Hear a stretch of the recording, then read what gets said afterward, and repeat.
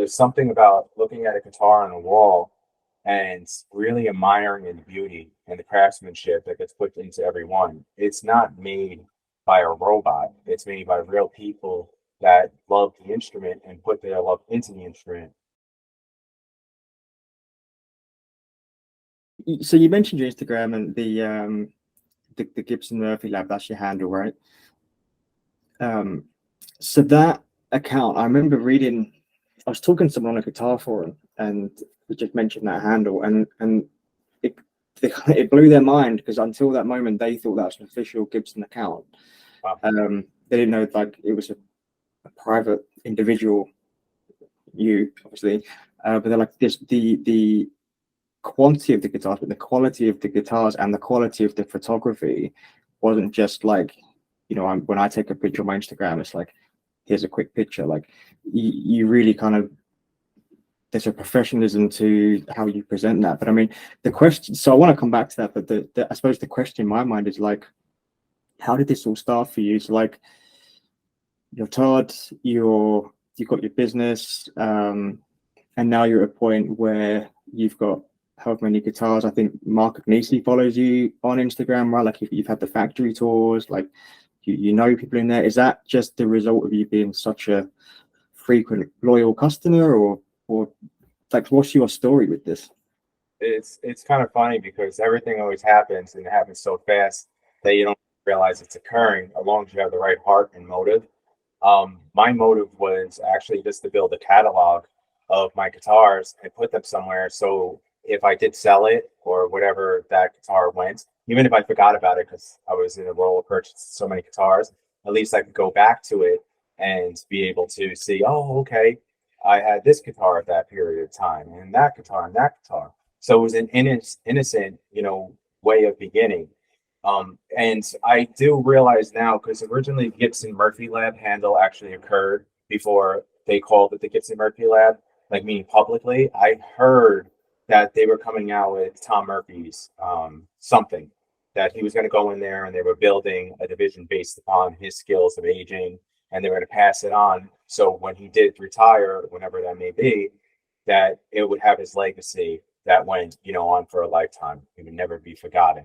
And it kind of goes with the hand in hand of the Artisan series for Fender. So I thought it was really nice that they built something in Gibson into such a long, time employee and legend of the Gibson lore, for the more modern guitars. But with that said, I decided on taking that name, the Gibson Murphy Lab, because I'm a huge Gibson fan. I'm a huge Murphy fan. And I thought it was so cool to have the word lab in there. Like I never heard that in a guitar term before. I always heard it in like, it's just like I'm going back to the lab, which is my industry, which is the AV industry, or something, more, electronic driven, or just something of humor. I never heard of it in a sense of being in a guitar nature and, building guitars and aging them. It to me, it was very intriguing and I loved it. So I just posted it. With posting that, it came out maybe a few months later, the official title, which was the Gibson Murphy Lab, and they showed the logo and everything. And I remember to myself, I'm like, oh my gosh, this is awful that I have the same exact name. And I felt like I was being an imposter in a sense, or misleading people into, thinking I was Gibson. So from that period of time, which was very short lived, I took, just the basic Instagram kind of description, and I changed it to a personal collection of mine, so I didn't, mislead anyone. And I really didn't want a name or a face associated with the page, because it was never meant to be created for for pretty much self promotion. It was about me or I, or anything. It was more about we as guitar lovers and sharing that love for guitars, and just taking photos. Like I remember with my iPhone, I used to sit there, and when I saw like a great light, I'd go, "Oh, oh, oh," and take a shot of it. And I would say that different shots made the guitar look more vibrant and made it look like the top was just at its best.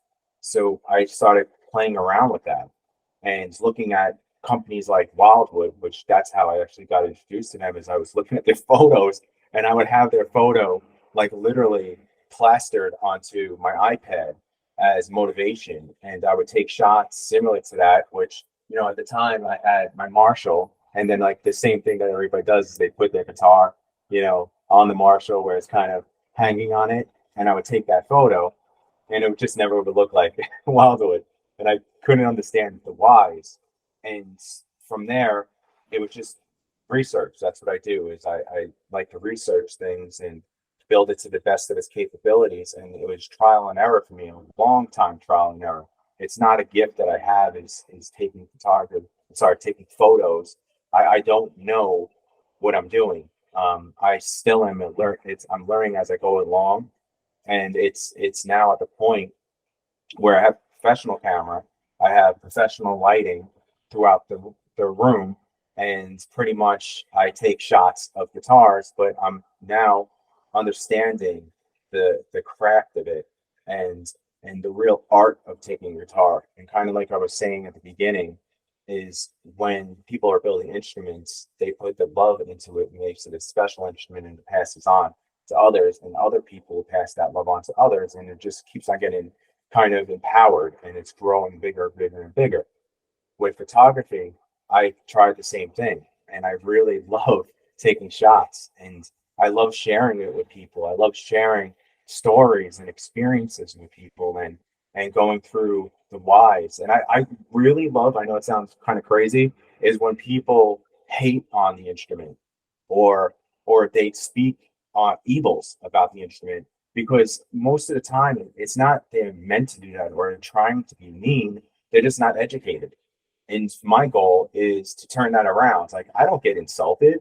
It's okay. Your opinion is valid. Your approach was wrong, but whatever you're stating is correct to you, and that's your perception. But give it a shot. Like go out, find a Murphy Lab, and see the reason why I go with aged guitars. It's not just because I like the look of aged guitars.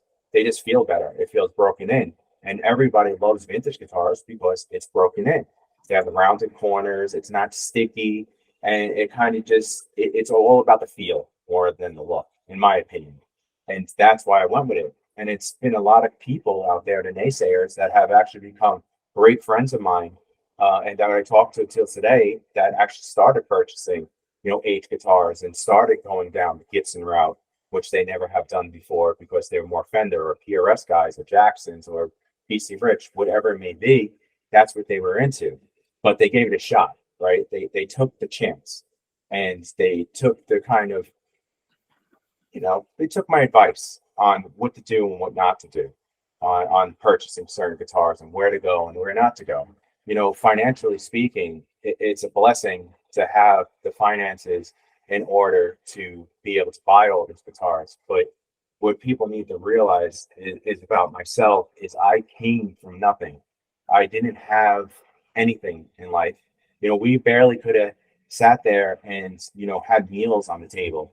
I have two brothers and a sister. My grandmother at the time, my father, he was dying my whole life from cancer, from smoking, and my mom was in the home, but we had no financials in order to indulge into anything in life.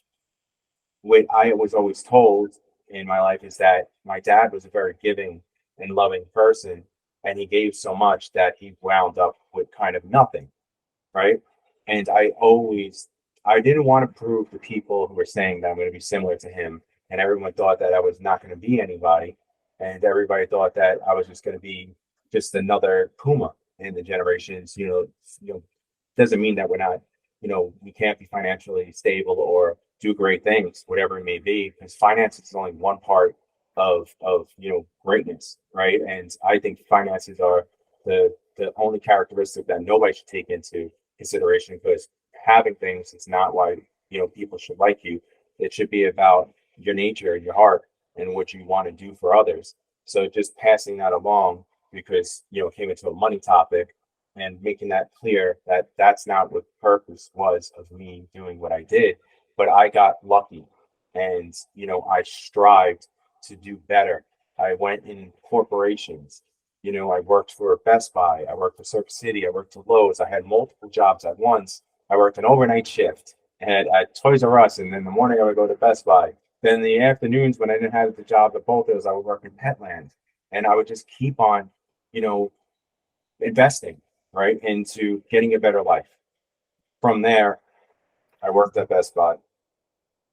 I wound up leaving because my son was being born, and I was doing all the installations, and I took a chance. And I said, you know what? I'm starting my own company. Just going to do this. And when I did that, it was like I've been in business for forever. And I got blessed with a really strong client base. And that kept on going until 17 years from now, where I am now. And, it's just been a great ride. And I'm so happy that I'm able to have that part of my life and have so many wonderful people that's been in my life and passed through my life. And I love that I'm able to purchase guitars as investments. Some people, know stocks. Some people know how to invest into those things. I don't know how to do that. That's not my gift. And I don't really trust people very often with finances and making decisions for my financial future. So I go and I purchase these. I purchase guitars that I know are going to grow in value. And then in the future, if I ever need to sell them, I will. And that would be retirement funds if needed. So how many do you think you have now? That's a hard question because I don't count them. But at this point, just probably it's been seen on Instagram. It is probably over 200 different guitars. And I know that I have a lot of USA models. I sold through a majority of them. But I would say in the Gibson catalog, I probably have close to 300 or a drop over 300 guitars at this point. And they're all custom shops. I don't have like miscellaneous fenders in there anymore. I took those all out. I don't have any PRS at this point. Not that PRS isn't amazing. All your guitars are Gibson custom shops? Every majority of all of them, yeah. I do have USA models, but they're like the premium pluses from Right. the ones that I feel are more custom shop in build, and also their tops. So one question I have on this, right? Where do you keep the cases for that many guitars? Because it's always the thing that bugs me the most. Like, where am I going to put this case now? Yeah, well, I don't have all my guitars out, and it's a percentage of them. And that's actually why I sell some of my guitars that are here in the home, is because the cases get to be so overwhelming where to keep them. They're on the opposite side of this wall, which is another room, and pretty much I have about 150 cases or so, but they're all lined up nice and neat. And like I forget what it is. It's this company that I found on Amazon that builds case holders, and I think they hold up to 5 cases a piece. So I have a bunch of racks like those all around the room. So when I need to pick a guitar to take a photo, I just go to it, I see the name on it, pull it, and I get to do whatever I need to. But the other majority of the things I don't play, like the investment pieces, like Jimmy Page's guitars, some of the Slash models, just guitars I probably wouldn't play or really want to take photos of in a sense, but they're still great. Yeah. Storage at this point in a storage unit, but has humidity, and they get maintenance by my guitar tech friend for many years, and they're constantly being treated and taken care of, even though they're sitting in a storage unit. It's not like thrown in the dark. Pretty much like how this all began is I have a love for guitars. I play guitars, and I had a very small collection. It was based on all Slash models. That's what I wanted. That's what attracted me. I remember watching Tokyo, the live Tokyo in Japan, going through that video. Must have played it like a million times. And I think back then it was like VHS. Right. I had that VHS, yeah. Yeah, it was wild. And going through it. And then from there, I was like, oh man, I want to get all those guitars that Slash has because it's imprinted in my brain. So I saved up my money to get that, or get multiples. Jessica, I think it was the Tobacco Burst, came out that year in the gold top. And I didn't get the age Jessica at that point, but I thought it was silly, which is kind of funny because I did full circle. So when there's people always say, oh, I want an age guitar, I want to beat it up, I want to do it myself. That made a lot of sense, back then.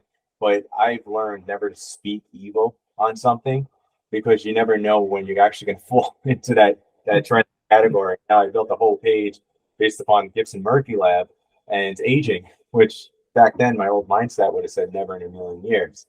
But backsliding and going back and forth drifting, But when we go back into the story, my collection was always built on Slash, and it went full forward, right? From I think 2008, I believe those guitars came out, and I collected everything that came out from that period of time and anything that came out throughout the years. But I stopped really playing. I kind of went through a drought, and I had to worry about my business. I wanted to focus on growing that. I wanted to really give my all to my client base so I could build a business and thrive. So later on in life, I wouldn't have to worry about, what's coming in and not coming in. It would just be a stable, functional business. With that being said, throughout the years, I collected little ones, little guitars. My first one that was purchased again was for my wife, which was a Tom Murphy Lab, which I call Nicky. It's the best looking and sounding guitar in the world, and it has the best top that I've ever seen. I rarely ever show it on Instagram, which is kind of funny, but it's my favorite all-time guitar, and it started me into these big tops from that point forward.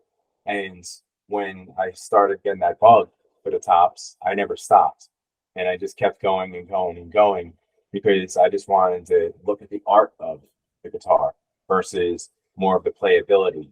And obviously the guitar sounds great, but there's something about looking at a guitar on a wall and really admiring the beauty and the craftsmanship that gets put into every one. It's not made by a robot. It's made by real people that love the instrument and put their love into the instrument. I think that wood has a vibration based off energy. And if you put good energy into something, same thing as food, that that part or that piece is gonna constantly follow you or whoever that person is. They put themselves into that. And I believe a great guitar doesn't only come from the wood, it comes from the person who's actually working on the guitar. And proof in the pudding is guys like Leo Scala, Tom Murphy, and the list goes on and on, Joe Riggio. The reason why they make great guitars, it's not because of the woods. They do pick quality woods, but there's going to be a dud. You never hear duds from the guys like the Riggios, right? The Scalas. They don't build duds because they really love what they're doing and they put that energy into what they're doing, which then passes the passion on to the person who's playing it. And from that point forward, it becomes a little bit more than just wooden strings and plastics put through it. It becomes more of a passion project, something of love. I love that. So it's like when you buy a guitar, you're buying a part of the person who built that guitar. That's pretty much what I do. It's more than just the purchase of a great looking top or a great instrument. It's more about the relationships and the story. When I purchase from people, I don't just I reverb I love, but I hate it at the same time because it's such a cold way of buying guitars.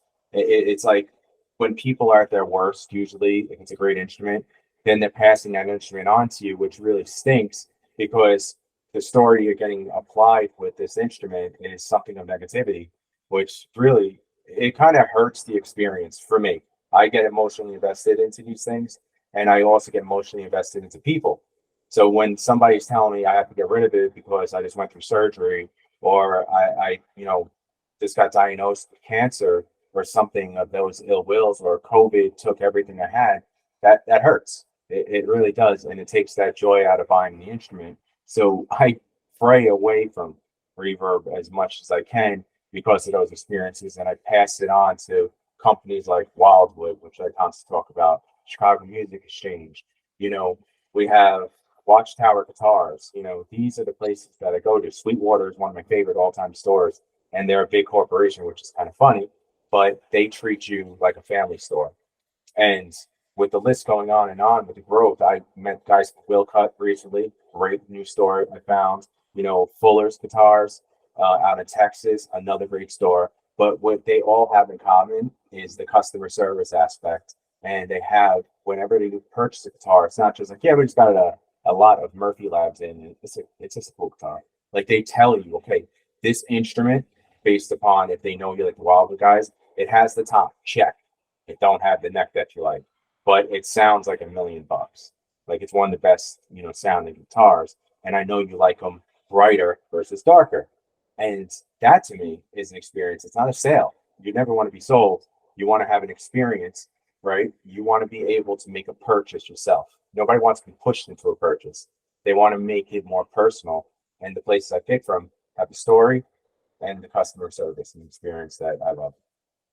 Yeah, that's amazing. I mean, I never thought about it with because some of my guitars are used, and I never really thought about it. But hearing you say that, I think actually sometimes when you buy them, like I don't always connect as much with it with that guitar as the one that I buy from the store. And I have now two favorite stores, really similar to what you just said. They don't know me to the same level to say, you know, you like this tone profile, but just the experience of going there where, you know, you get some of those shops, normally the smaller ones, where they almost treat you like a criminal when you walk in the door, like they're on your shoulder, you can't play an expensive guitar, we don't trust that you're going to buy it, that kind of thing. And then there's a couple of really nice shops where they're like, play what you want, we'll trust you to pick it up and take it to the practice room and all this kind of stuff. And you know, they're just it's like there's like a luxury experience that you might get with, like, you know, buying something expensive like a car or whatever that maybe didn't used to be there with music shops. And positively, I feel like that's been changing in recent years. And I haven't experienced Wildwood because it's in a different country for me, but I never hear anything bad about that company. Yeah, I don't think there could be anything bad said about a company that actually cares about people. Like the word professionalism is thrown around way too often. You know, for me, a professional is somebody who communicates. That's it, right? Right. Communicating and listening are the two things that a professional needs to do, especially in the sales business. A lot of the times these days, based upon my experience with the newer corporate stores, it becomes more of like you're going to them to purchase guitars, and then they put you like on hold. They call it the life hold, and they make you wait and wait and wait. And by the time you get the answer from them on what the guitar costs or what it weighs, you're turned off, and it just becomes zero relational, and it becomes just a sale. And again, that to me is a huge turnoff. And I've Yeah. been dealing with that more often than I like.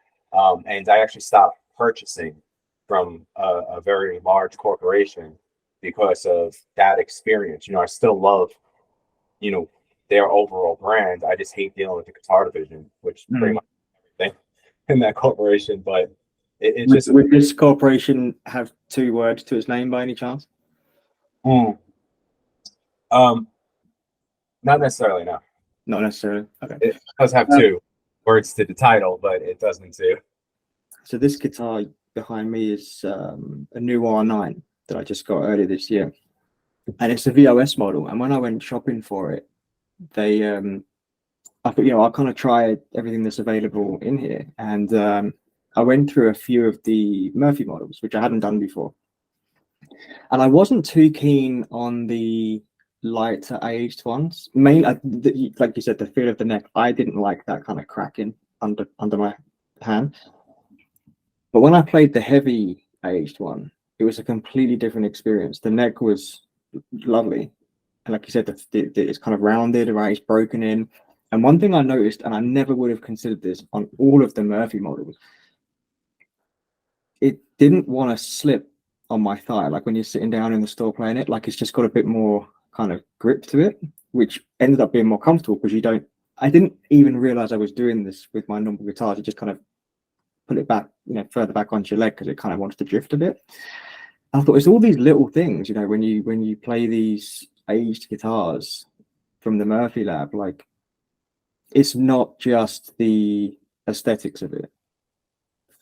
So is that what it is for you too? Like with you prefer the heavier ones in particular, is it?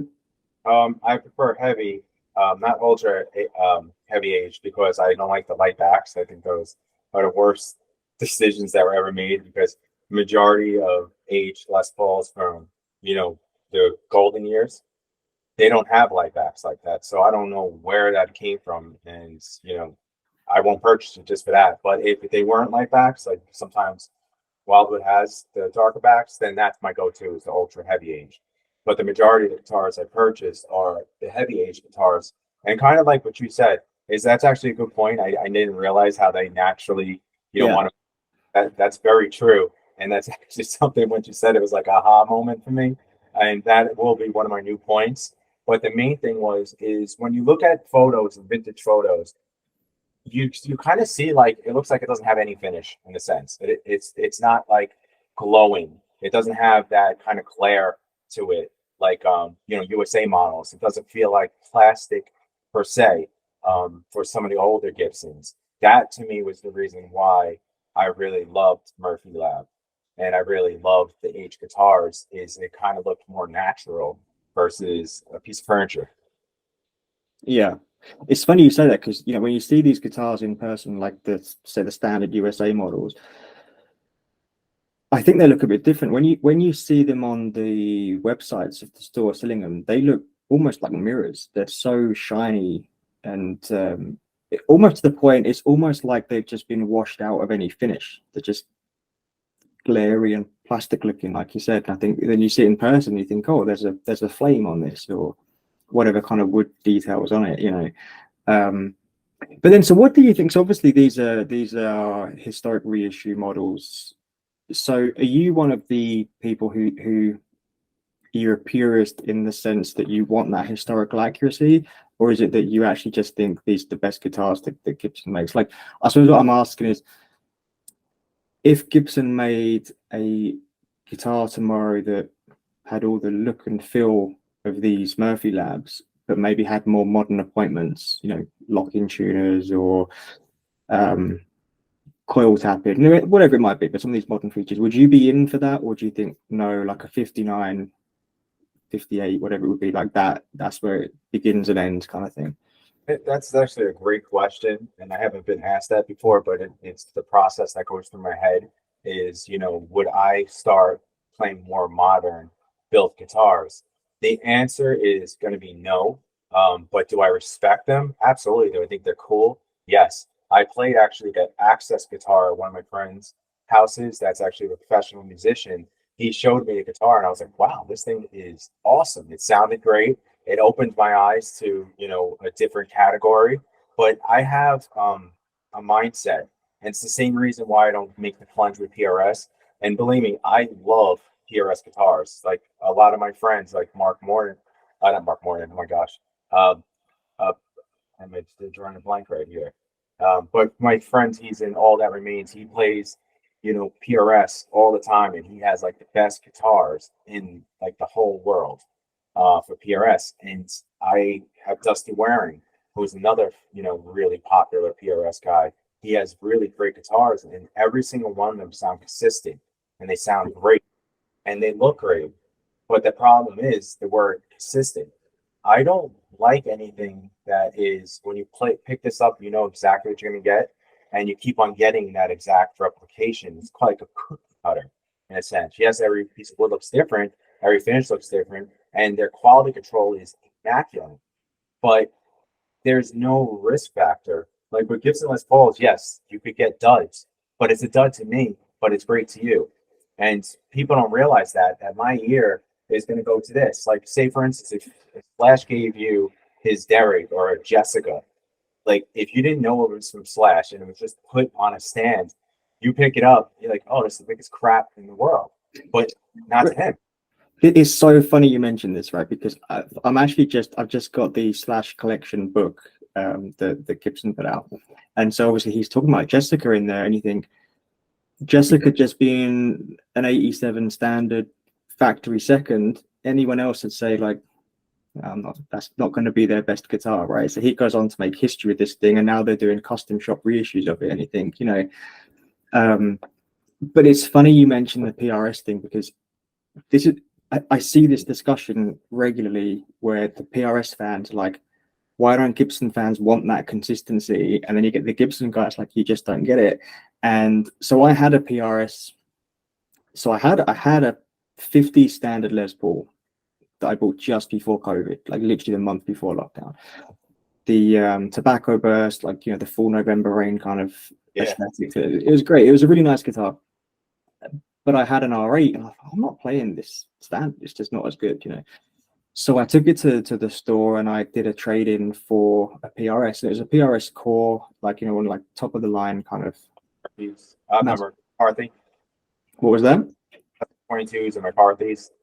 Yeah, 24, custom 24. So I thought, like, I haven't got a 20. Well, I've got a BC Ridge, but most of my guitars are 22 frets. I thought I'll go for the 24, learn its key, had coil tapping, just a beautiful guitar. And I had that until earlier this year, and there was no real reason for it in theory, but I never really bonded with it. And it's like you look at it and think it's flawless in every sense. It was perfect, and it sounded great and everything, and it was really articulate, really good kind of dynamics to it. And I thought the neck wasn't really right for me. It was a bit too thin, a bit too flat, and you kind of find these kind of minor things anyway. So I sold that and put the money towards that R9. But it's like it's exactly what you just said. There's a cookie cutter consistency to PRS that isn't really a criticism of them. It's like, well done for being able to do that, right? But at the same time, I know when I want this Les Paul and I want that Les Paul, because they do two different things. Right. And that's funny because, like, my friends, like I was just speaking of, is like his name is Mike Martin from All That Remains, by the way, and I apologize for batching his name up. Just my head in the moment wasn't there. But him and I have conversations openly about, our love for each guitar. Is he loves PRS, but he also has a love for Les Pauls because he's a Slash fan and he really respects, the Les Paul. So he gets it, but he also knows how inconsistent it is. But when you have a great one, it's a great one. And the inconsistency, I believe, isn't because it's a bad instrument. Again, like we were saying at the beginning of this, is that it's just really the person. Is if you have hundreds of guitars like I do, of course you're going to find the best of the best, and you're going to kind of know what you really want. It tailors to you, and you kind of just fall into it. I don't care what anyone says.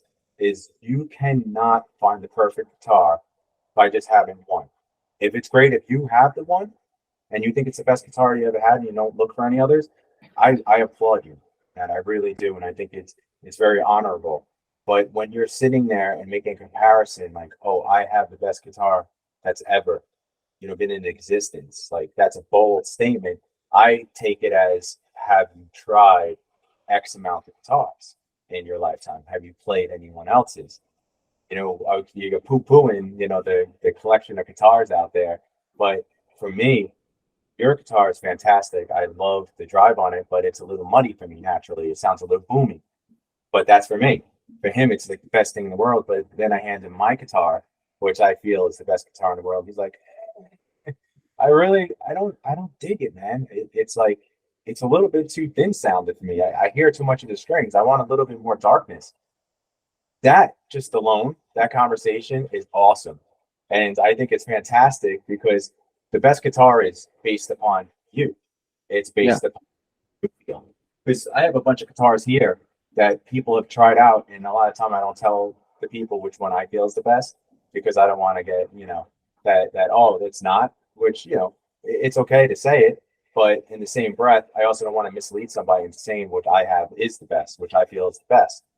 And the people who pick certain guitars in here will be like, this guitar is awesome. And I hate that guitar. Like, I literally can't stand it. It's the funniest thing. Like, I have one guitar that every single one of my friends, like, admire, even from like afar, like from the Instagram page, they're like, oh, it's the best looking guitar in the world. And I think it's the biggest piece of crap. Like, it looks great. It feels really good, but I think it sounds awful. It sounds like paper thin, and it has no life to it. It's a dead piece of wood for me. But everyone else who plays it is like, this thing is awesome, and it's fantastic. But I believe that a lot of people get emotionally invested and attached to the beauty of the guitar more than the physical sound of the guitar in a lot of cases. Yeah, I think there's that whole thing of we kind of buy the guitar with our eyes first, and then hope it sounds good or whatever. I mean, do you know the Antons YouTube channel? Very well. I don't know them personally, but I admire everyone. You know the channel. So I'm quite lucky. That's kind of my local store. So that's where I get most of my guitars. And but you saying that reminded me, they did this episode where Danish Pete got his 58, which he thinks is the best Les Paul he's ever played in his whole life. It probably is. Yeah, it probably is. And they did this shootout with it, and they're kind of comparing it to the Captain's one. Yeah, Lee's 58. Did you see this video? Yeah. Like, they genuinely sound different, but to my ears, I'm thinking like and the comments too, people were like, his Pete's 58 sounded like a telly, like a real bright single coil esque kind of guitar. And to my eyes, I'm thinking like, that's too shrill. Like I wouldn't buy that guitar. And he's like, it's the most expensive one in the store. It's the best one. I couldn't put it down. I think like it just goes to show, you know, like for me, I kind of preferred Lee's, that warmer, creamier, like to me, more of a classic Les Paul tone. Yeah, like Jimmy Page, the wooden feel, like you hear that pop, that snap. I agree with you to a point, but as I matured as a player and my ears have matured a little bit more, or actually with age, I believe that you start to clear out the sound that you want versus to kind of muddy it up. I started liking more of that.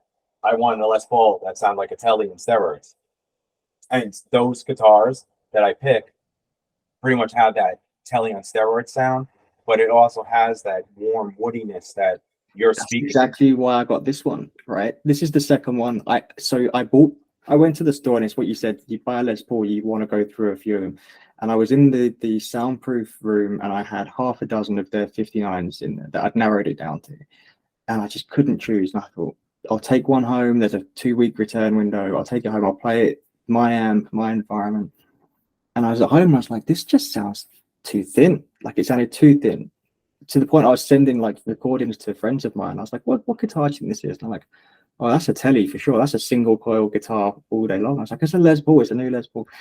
And so I took it back, and I left with this one. And this one does exactly what you said. It's like I can tweak the EQ and make it get to Telly, but I can make it get that warmer, fuller sound too. So I'm thinking like that guitar replaced the Telly, it replaced that PRS, and it replaced an R8. So I needed it to do that full range, and it could do it, but I thought they couldn't all do it.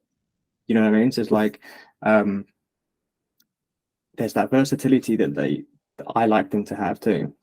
Right. And I think that, which I've been actually wondering and kind of going through like the process of like the pickup journey, the amp journey, and kind of experience different, parts that make the guitar sound a little better.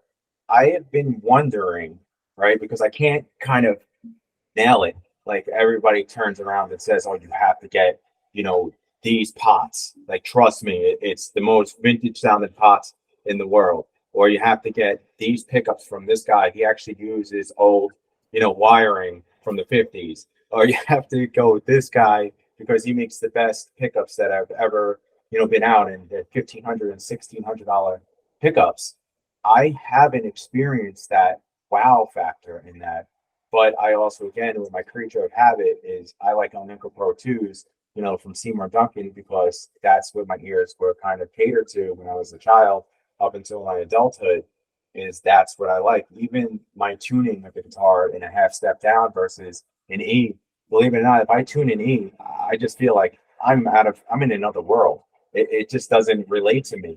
But as soon as I go down to a half step, I'm like, it's like everything makes sense again. Yeah, well, I'm similar. Like I have some guitars in standard, but my default is half step down, and I've only ever changed pickups in one guitar. It's the Mockingbird. The BC Rich stock pickups were horrendous, and I put the Alnico 2 Pros in it, and I've just had that guitar upgraded for like coil tapping and stuff, but it's the same pickups, and they're a really good, clear, versatile pickup. I mean, do you find that you swap out in a lot of your guitars, or do you keep them stock? That's a great question.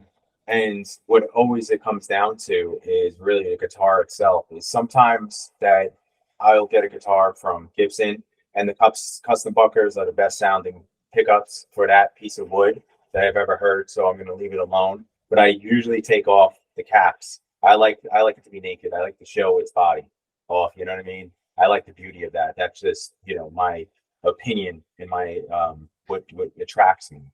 But overall, I do change out the majority of the pickups.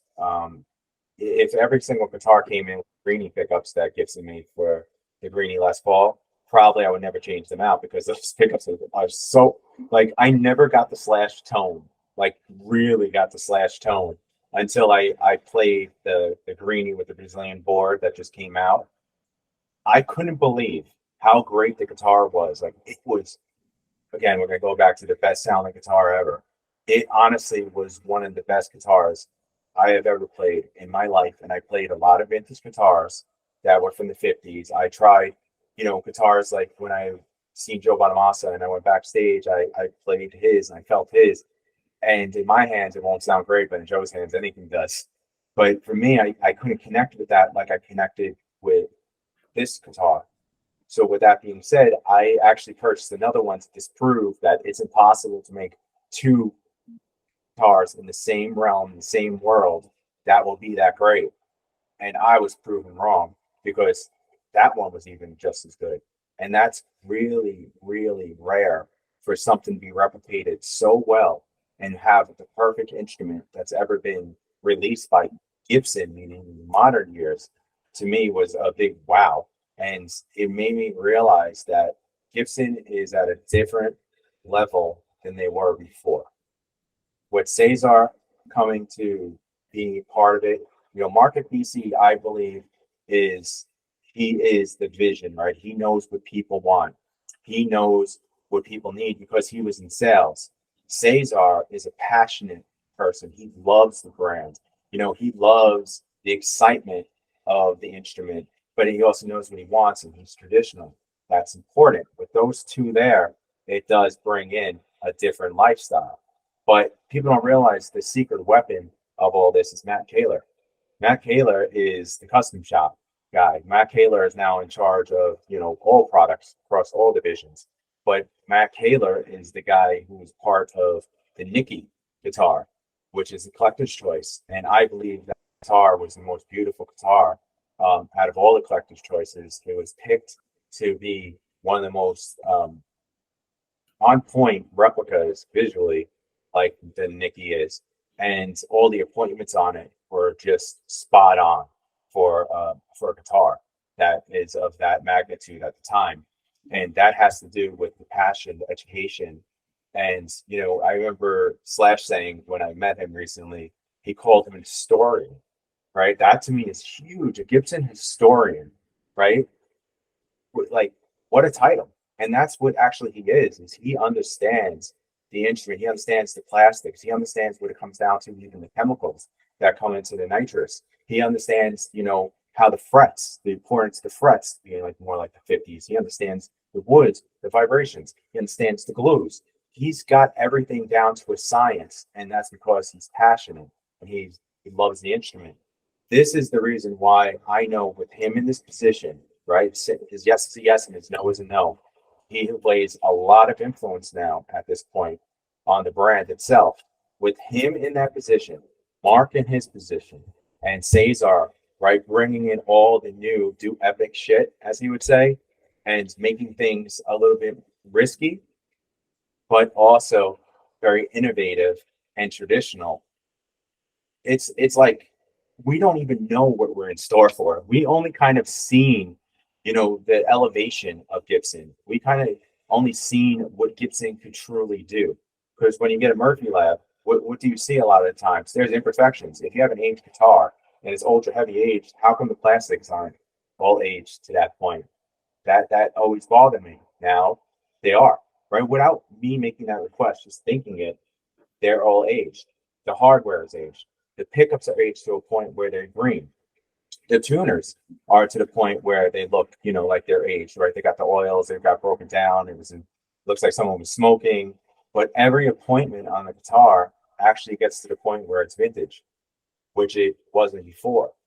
It was just an aged guitar, meaning if it wasn't aged by Tom Murphy, which, he kind of always been the person who went above and beyond the natural builds. But even he had guitars that didn't have the aging properly. The best guitar that's ever been released, I think, aged wise, to a replica standpoint, was Slash's 58 with that little sticker in the corner with the plastic. And every guitar is awesome. It's such a great guitar, and it's really well done. And whoever is those people who worked on that project, I applaud each and every one of them. And I believe their names need to be put out there to the public and start giving them praise, like people like Tom Murphy, because they deserve it. Yeah, no, I totally agree. So you talking about then, you mentioned like the chemicals and things in these builds. How important, I suppose this is kind of touching on my earlier question, but how important is it to you? I'll step back a little bit. When they used to do the reissues, they were kind of like you just said, they were sort of reissues. They had certain appointments that were genuine and other things that weren't. And one of the things that the purists highlighted was that back in the 50s, they would have had what they call the binding bleed, where the white binding or the cream binding turned kind of red where the dye fed into it. And then so now you have people who either love that because they know that's historically more accurate, and then I've also seen people go online and complain because they think that's bad QC from Gibson, that they've not painted it properly or whatever. How important is that kind of historical accuracy for you? Does that matter to you because it's really like the aesthetics of that, the accuracy, or does that not concern you? Like, do you not mind either way? I have a preference, but it doesn't concern me at all. Like I don't need my guitar to have every single appointment that the original guitars do. I just want that wow factor. I want it to look great, sound great, and to kind of give me an inspiration to play. That's all I care about. But my preference is I do like the bleed. I think it kind of looks more artistic, and Mm-hmm. it's more of a visual look. And I do understand the people who don't like it because there's preferences, right? And they want the guitar as clean as possible. They don't want the guitars to have any things or imperfections. So they do deserve their own guitar builds because why not? Everybody has their taste and they should be able to get that. With that said, you know, it's just giving the people what they want. And if you can't get what you want, you build what you want. Go to Gibson Murphy, not Murphy Lab, go get a made to measure built, and you could build it any way you want, and do all the appointments that you want, any pickup that you want to put in it, and make it as crazy as you want with the colors. Mm-hmm. And that to me is the best because if you can't find it, go build it. That's always been my way. Is if it's not out, figure out a way to make it. Like that's it. People are very creative. If people didn't go above and beyond, anything, right? We would have never had the wheel. We would have never had electricity. We would have never had, buildings being structured. It's just we would have been stagnant. We would have been living outside in the rain, eating grass, killing, animals with just like a leaf covering our genital areas. That's it.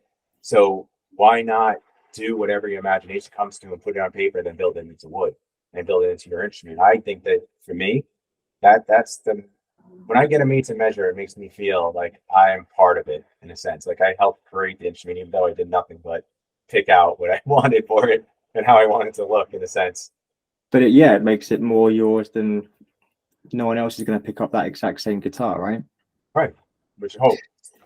Right. So you mentioned Slash, obviously. So let's talk about this. So for anyone who is aware of what happened, you've probably made them incredibly jealous, right? So because you've got a couple of on their own, like individually big deals, and you've had a couple of them, right? So one of them is owning some of his guitars now, and then the second is like you mentioned, you got to recently meet him. So I suppose for you, this almost was like coming full circle, I guess, right? So you started out watching these Tokyo videos obsessively and building your collection around Slash, and then suddenly you own in your possession permanently, is it 2 of his guitars now? I have 3 of his at this point. 3, did you say? 3 guitars, Slashes. And then you got to meet him. So like, let's talk about the guitars first. I mean, like, how did this happen? Well, it all happened thanks to Nico, which if anybody doesn't know Nico is the guy who kind of, replicates all Slash's songs, and I think he does it to the T. Nico built a great relationship with Slash, and they kind of speak frequently.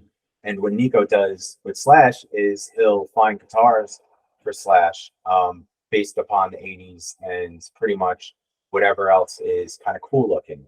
And they talk back and forth about guitars, which anybody would talk about. They have a commonality. It's not about the music he makes because Nico knows and Slash knows how much Nico loves his music because he wouldn't be replicating it and covering it on YouTube. With that being said, Nico sent a guitar that I built over to Slash. So the guitar that I built I didn't build it. The guitar had refinished. I purchased it. It was a Les Paul Classic Premium Plus. It was from, I believe, 99. It had the Hunter Burst vibes. It looked just like it, in my opinion, but the color was just awful. So I sent it out to get refinished to a stork makeover. And I asked them to make it look more like Slash's Hunter Burst. So that was a process to get that done, because we had to really match up the color, which we really don't know what the color looks like, because in the nightclub it's kind of got a little bit more of a dirty lemon color to it. But then in pictures I seen with Slash that were newer, holding the guitar when it was back in his possession with the owner, it looked more yellow. So what we had to do is come up with the middle and hope that it looked just like it when it came to play. Once Stork Makeover was done, they did the appointments with the deluxe package, and they put the Brazilian rosewood on it, made everything as traditional as possible. Put Page, Seymour Duncan's, wound by MJ from the 80s, just like Slash would have had in his own, and same pickups, same capacitors, you name it, we put it in there. When I showed it to Nico was like, "Oh, this is awesome." And he just sent it to Slash just to have a conversation. Like, look, doesn't this look like your Hunter Burst? And at the time, Slash was on tour. He's like, cool. Like, that's it, So cool. just to interrupt you for a second here. So this guitar started out having a similar finish to the Hunter Burst, and then you sent it to Historic Makeovers and pretty much turned it into a replica. Is that Pretty right? much. Yeah. Right. I turned it into such a great replica that it even got Slash's attention at that point. Right. He saw it one time, and then, like I said, it was just one word, cool. And later on, I guess the conversation must have sparked again. I don't know why it did spark again, but it did. And we talked, or Nico talked to him, and somehow a trade was offered to, if I wanted to do one. And, he asked, what would you like to trade? So I'm sitting there thinking in my head, I'm like, oh my gosh, like, I would just take anything from this man. It's Slash guitars, the coolest. Were you a little bit tempted to say, give me the Derek? No, never. No, I didn't. It just, I would never. But I did ask for one of the Joe Perrys that were released.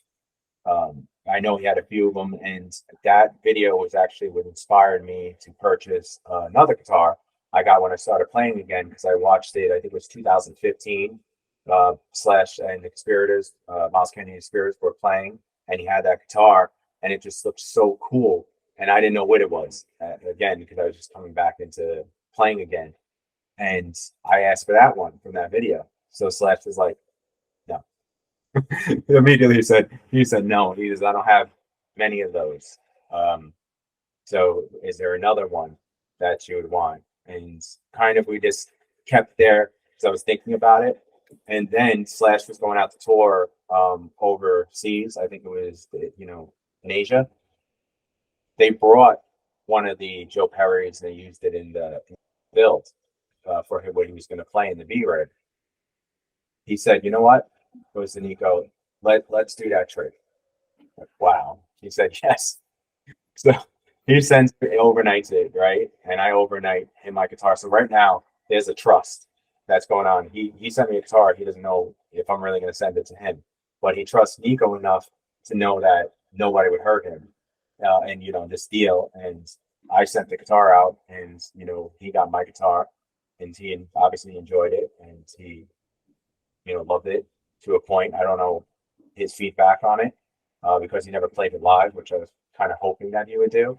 So I'm just assuming that he probably didn't love it as much as I would like, because I think when he tours with guitars, I don't know if he tours with them because he's trying to keep an image, or he tours with certain guitars based upon what he likes.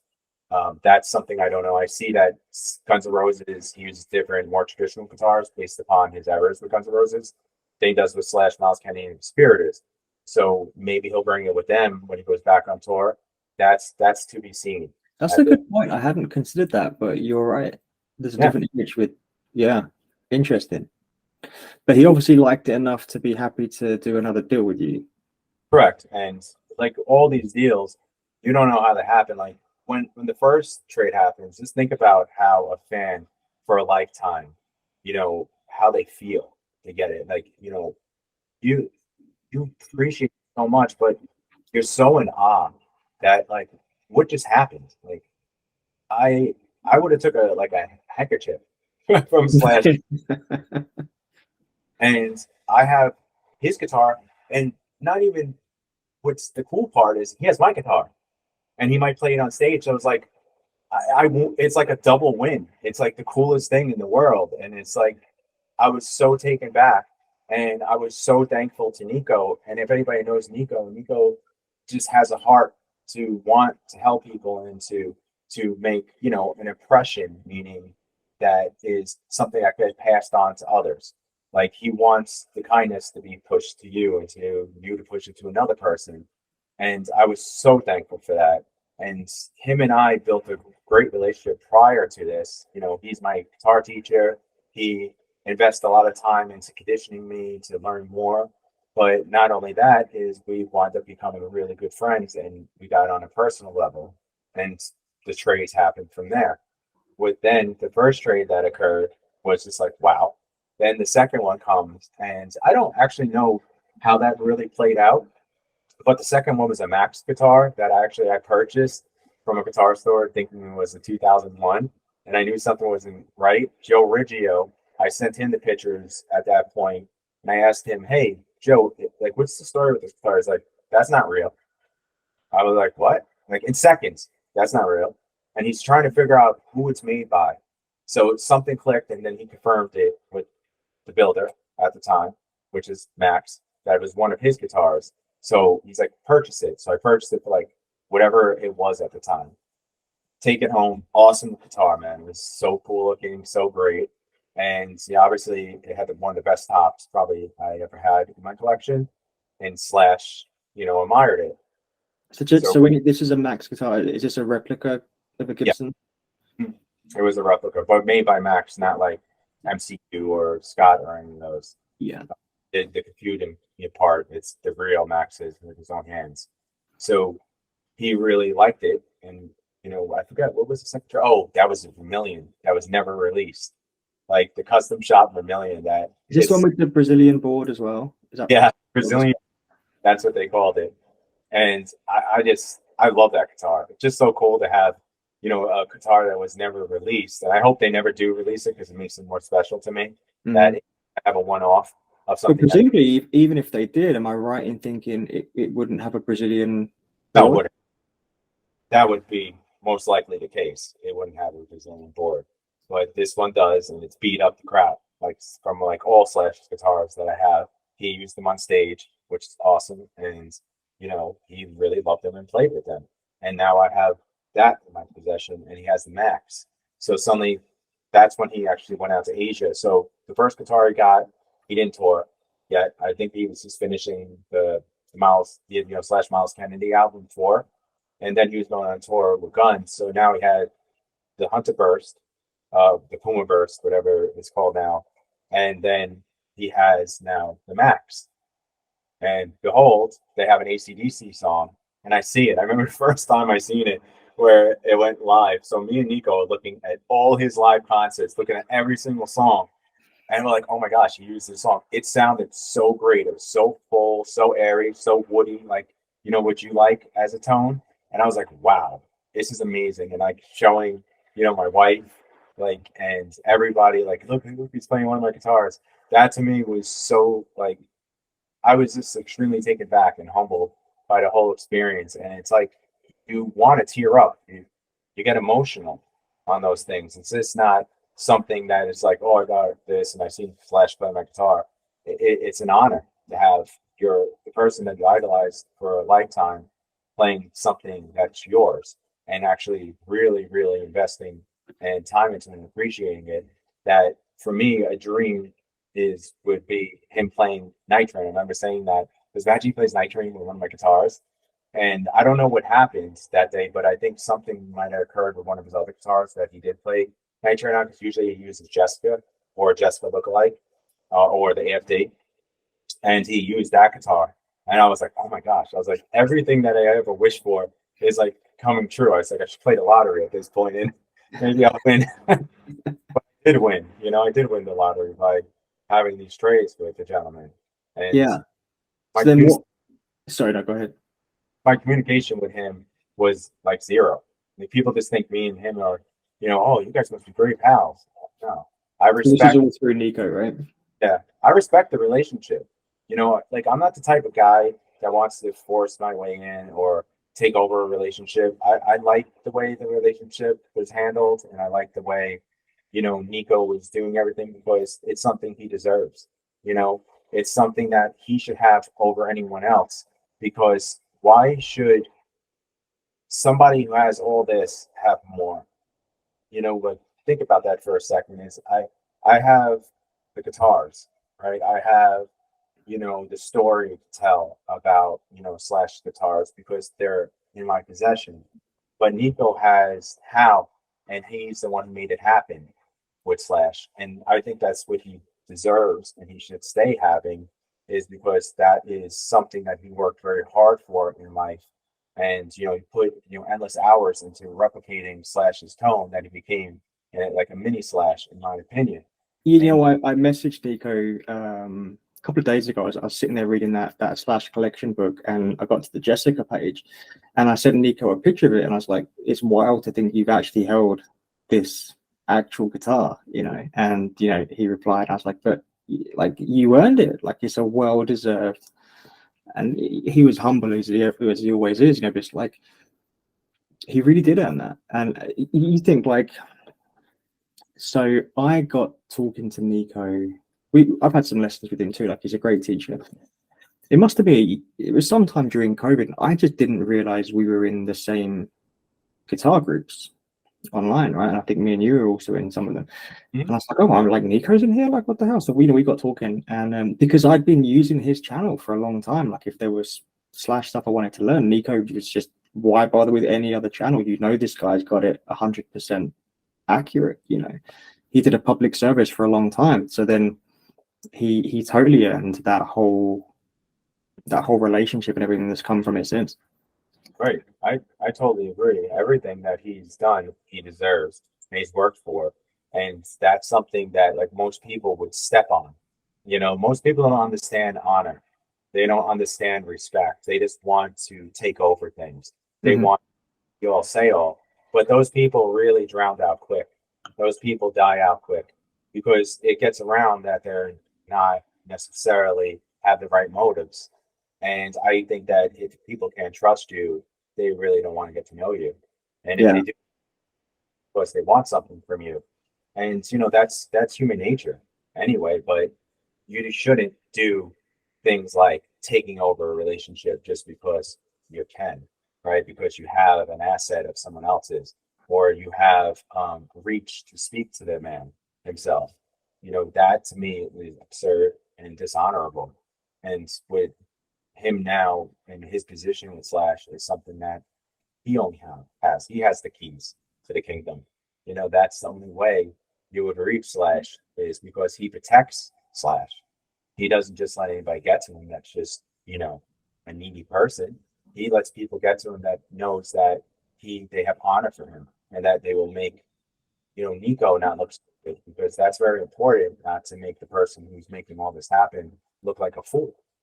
And Nico has good judgment of character on people. And I'm not just saying that because he picked me as a friend, but a lot of the people that Nico trusts or has relationships that are true relationships, I have relationships with those people as well.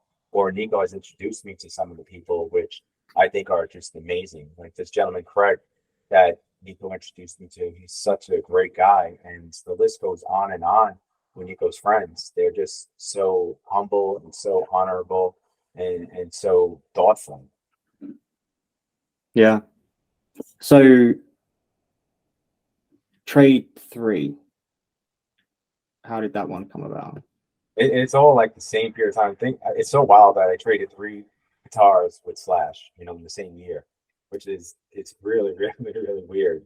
But Slash uh, trade 3, pretty much the same exact thing. Is I had a guitar that I was sending out to Historic Makeover just myself because it was like a really bright lemon, but it had a wonderful top, and I wanted to turn it into a different color, and I also wanted to put the Brazilian board on it.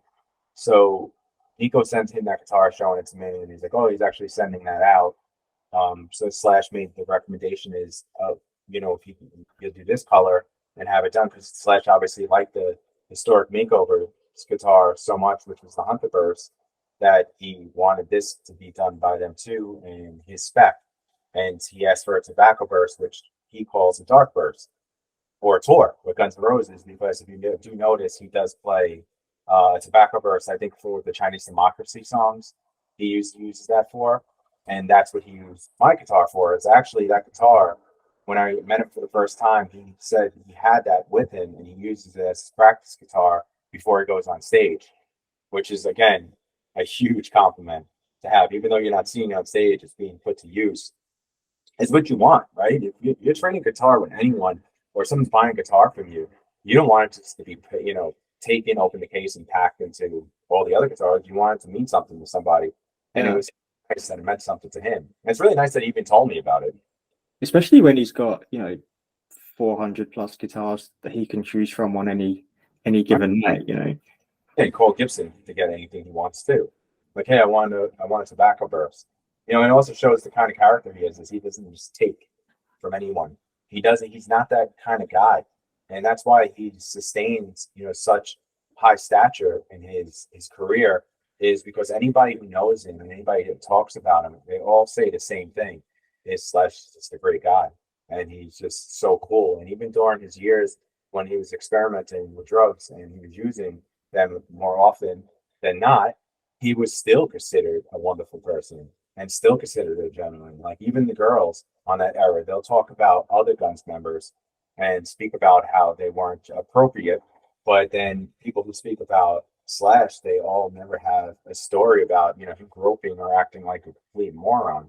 Because he's not. He's a gentleman. He was raised right, and you could tell he was raised right because the way he acts and how it keeps that consistent.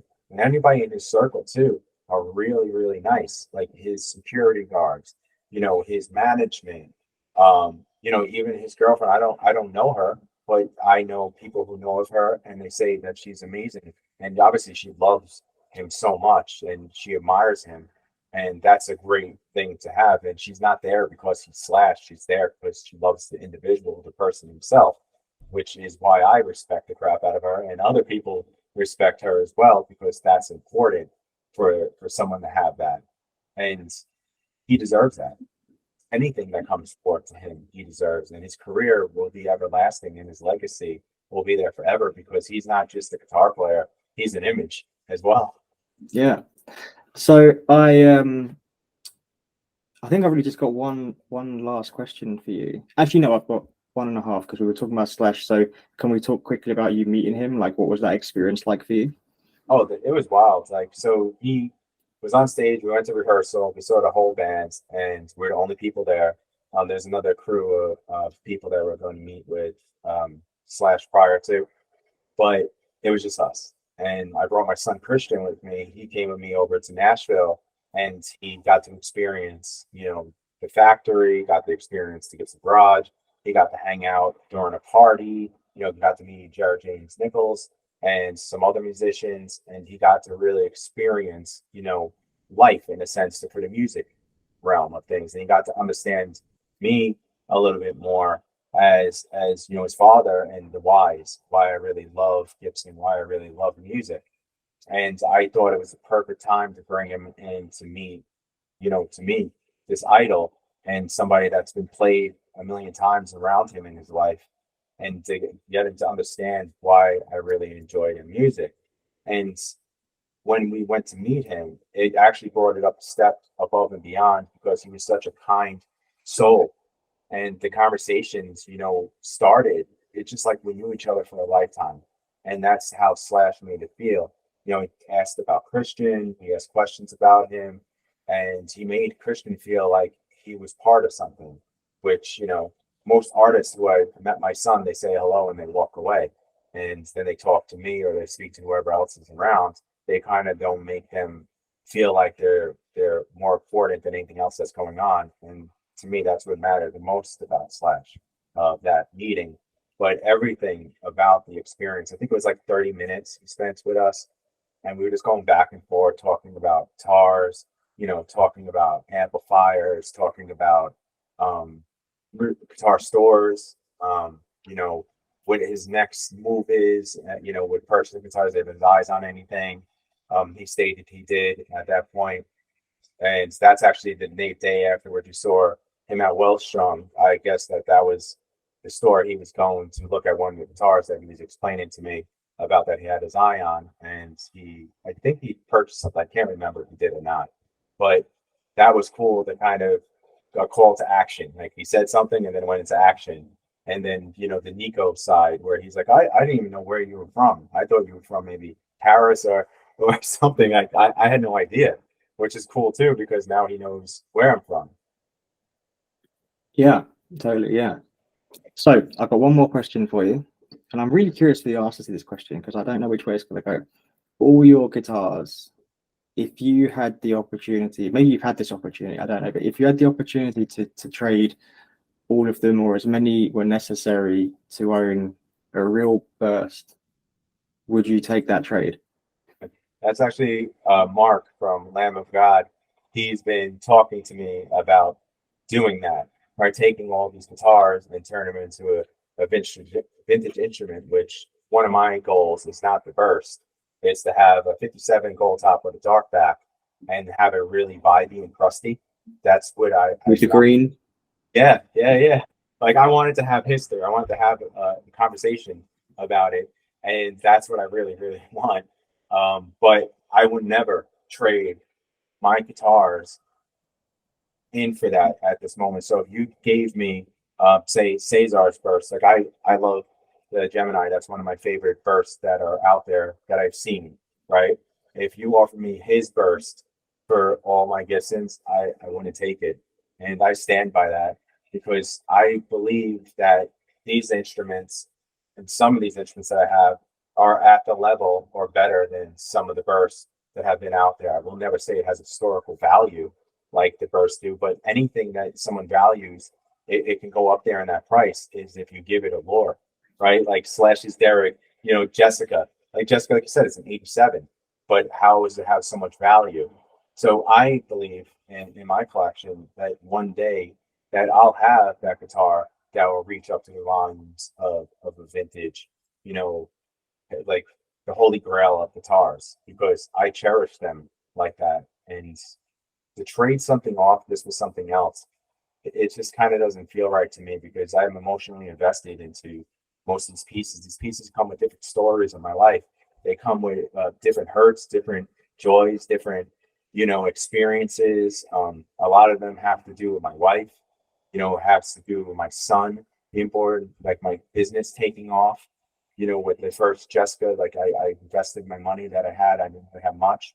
And I saved and saved for Jessica. I did the same thing with the AFD, VOS. And those things mean more to me than something that just is money, right? You can get a vintage piece and it could be complete junk, or you're getting ripped off, which I had happen to me. I had no education in the vintage market, and I trusted somebody, and they gave me something that was not what they told me. So that's the reason too that I'm afraid of that market. But I guess with the Gibson, new program that they offer, that's going to take away some of that, worry or doubt. But for me with trades, like I just can't, man. Like I just don't. I don't know. It's like most people would say I'm crazy, and whoever listens to this would say I'm crazy. But keep in mind, and I want people to realize that when they hear this, is that's something of value. That's all it is. It's something that they want because they say they have it. So if you put yourself and want to take it out of that position, like me as a collector, like Mark is a musician and he makes music with it. So he has a tool and he has a purpose. I don't have a purpose for that instrument. It would just be for egotistical purposes to look at me, part of things. And that's all it's about is like I have a burst. Fantastic. So you have that one burst that's you're going to be your legacy is going to be written off on that. Like that's where your bank account is going to go, or all the trades that you made for a lifetime that have more value to you emotionally for this piece of wood. Like, okay, cool, man. Like fantastic, but I'll never be able to bring it out and play. I would never let it leave its case. I would be so worried about it. You know, there would be more worries than anything. And if I can't be able to play like Joe Bonamassa's thing, then it's pointless to me. Yeah, I like that answer a lot. Like I said, I had no idea how you were gonna go with that one. I, It's funny though, because I think the bursts are they've reached such a level of mythology, I guess, where I think people are almost afraid to say they weren't all the best examples. You know what I mean? Like they would be exceptional bursts, but I'm sure there were some that were just okay. And so like I'm sure if you got like an okay burst and you put it next to a modern guitar, you'd be like, this modern guitar's much better. right. And we And don't like have this much of the price, you know, like right. And that's all it is that you have history. It is like, the people who came from that era, that's what they want, right? Because it has more value to them, for history, for their life period of time, and it's something that they value, right? And that's what it comes down to. Is anything in life is you have to have value in the instrument, not for the physical dollar amount, but where's your emotional investment to it? And I believe the people who are older than they have that emotional investment to it. So when they purchase it, it's not just a $450,000 crazy guitar. It's something that they seen on stage, or maybe something they passed on when they were a kid, or they didn't have enough money to afford it, and now they're blessed enough to be able to purchase it. And that was like, something that they really wanted to do in their lifetime. So for that guy or that person, they're going to be, yes, I would sell my whole collection for it, and I would be applauding them for that because that's an emotional connection. There's a value to that. But for guys like me, I have my emotional connection and value to the three slash trades. Like, see, if I put that on an auction, right, one of the slash trades, it comes down to who would want to spend what on that instrument. Like, it could go for, $10,000, or it could go for $400,000 that he used it live. It's been multiple occasions. But I don't care about that. Like, people ask me, would you just sell that guitar, right now if someone gave you this? No. Like, I'm not about money, man. I've seen what money does to people. I've seen how it ruins people, ruins relationships. It pulls people away from people. Preconception is built just because somebody has something, and it builds jealousy and it hurts someone else because maybe in life they're going through a struggle or they're going through something you don't know. And I'd rather not be associated with that in something that's a passion project. Passion is love, right? And love doesn't have a dollar amount ever. I love it. That's that feels like a great way to wrap this up, I think. Perfect, man. This is fun. Sorry, Tom. It's been so much fun. I've been wanting to talk to you for a while, and again, yeah, thank you for taking the time to talk to me and letting me kind of probe into your collection a little bit. Yeah, it's my honor, man, to do this. Like, this is what I do, meaning like my passion is for guitar collecting and the photos and sitting down here for endless hours trying to get the real look of the guitar, versus like those filters and all the craps. Like a lot of photographers have told me to use like a Photoshop to edit my photos, but I feel like that's dishonest. I had a couple of times that I didn't realize when I purchased my new professional Sony camera that it had its own brightness and color, like S-Log 3, which makes it look like it was fake. So a couple of my images that I did post did have that when I was doing trial and error, and I hate that because it's like you're kind of enhancing something that shouldn't be enhanced. It should be shown its natural ability. And the chameleon of the tops, that if you look at it down here and it's a dirty lemon, but you go outside, it's a green lemon. Then if you go into another space, it looks like a lemon. First, like that to me is the beauty that needs to be shown. And sometimes when I show the same guitar multiple times, it's because I didn't really do a good job in my photography to show really what this guitar looks like. Like my goal is for people outside who are looking at it not to wow over it, like meaning, oh, well, this, that, I wish I had that. I want people to, appreciate the beauty. I want people to say when they see the photos, like, wow, that actually looks just like the guitar I saw in the guitar shop. And, people like Carter's, that's my new inspiration. Like, you always have to find somebody that you inspire to be like. And when I do my photos now, it's to be more Carter-esque. And I think they do a really good job on telling a story about their guitars with just their photography, their lighting. Like, for instance, if this is the guitar, right? You have your lights that go onto the guitar, right? I only use one. Most people use two or three. I noticed that based upon my photography skills, it comes out really washed out. And I don't, again, do any Photoshop where I would adjust the brightness of contrast or black levels or whatever it may be. So I don't have that luxury on making it, look true to color. So I only use one side based upon where I want to do it from. And then I have another one, which is a pilot light, which is a very strong light. So picture like a flashlight that shoots back. So it gives a dimension onto the guitar. So it comes out looking a little bit more fuller.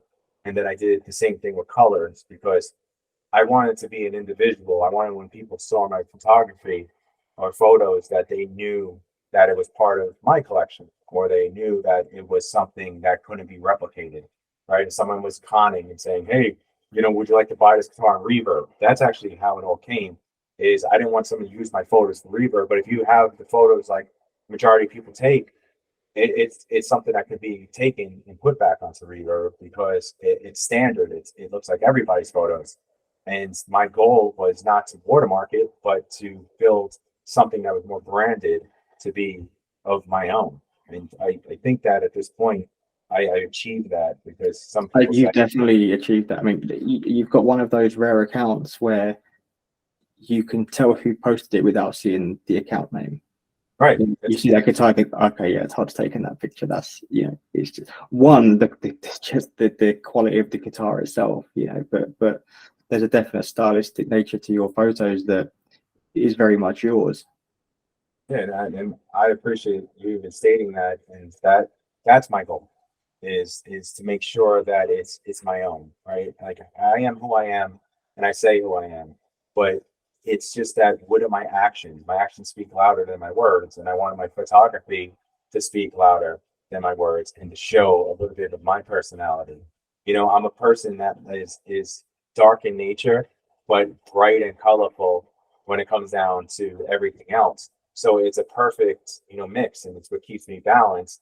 Is because I'm a man of God, but I'm also a man who loves dark music and heavy music and that kind of style. And that's kind of what I did with the photography. Is I wanted to show, when the guitar is there, it's my instrument to take out my frustration and take out anger and to take out different things I'm struggling with at that day. And that's why I make it a little darker. But the background is what I'm achieving, right? It's like the aha moment. It's like an angelic, right? It's like kind of it's bright and it's an aura that's coming out of the guitar.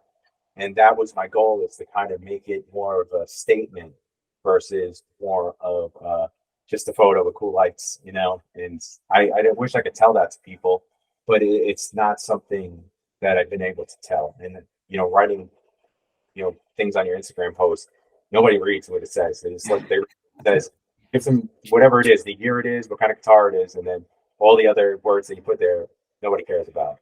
It's true, but it's funny because I hadn't consciously thought about it that much, but hearing you say that, you think you can definitely tell there's an intentionality to your pictures. Like those are pictures that don't happen just by happenstance, that you pointed the camera at the guitar and that's how it came out. Like it required the effort to make that picture, but without, like you said, without it seeming disingenuous to what that guitar really looks like. There's a real balance that you've somehow found there, because I've had that. Like I've got a really nice, it's off camera here, but it's a bird's eye top Les Paul, and in person it really reminds me of like beer bubbles, the top.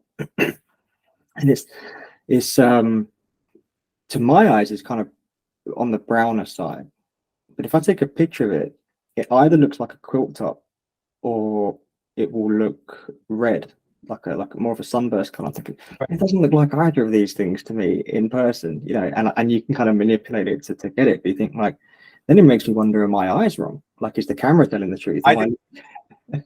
It might be, actually. Yeah. It might be color and depth, but it can't be, like I always say, it can't be looking like this naturally, and then a photo is going to make it look completely different.